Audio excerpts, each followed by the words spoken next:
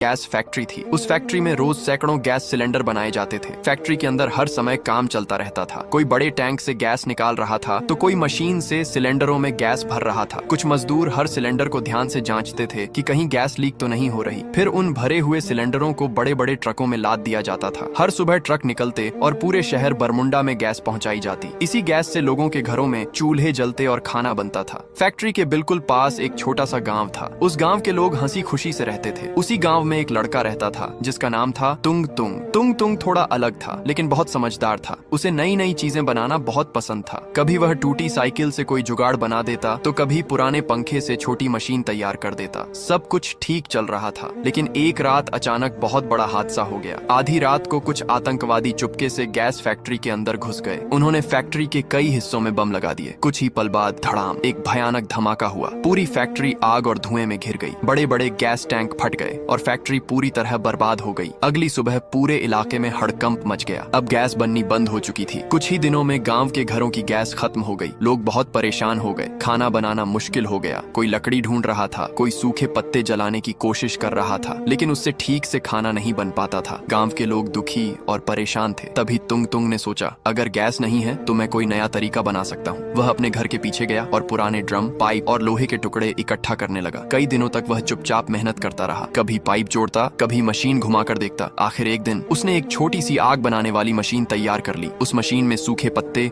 भूसा और कचरा डालते ही मशीन के अंदर से तेज और लगातार आग निकलने लगी। अब उस आग पर आराम से खाना पकाया जा सकता था। तुंग तुंग ने वह मशीन पूरे गांव को दिखाया। गांव वाले हैरान रह गए। अब बिना गैस के भी उनके घरों में चूल्हे जलने लगे। कुछ ही दिनों में तुंग तुंग ने ऐसी कई मशीनें बना दी। पूरा गांव खुश हो गया। लोग तुंग तुंग की खूब तारीफ करने लगे। उस दिन के बाद गांव में एक बात सबकी जुबान पर थी, समस्या कितनी भी बड़ी क्यों न हो, अगर दिमाग और हिम्मत हो तो उसका हल जरूर निकल जाता है। गांव के बाहर एक बड़ी गैस फैक्ट्री थी। उस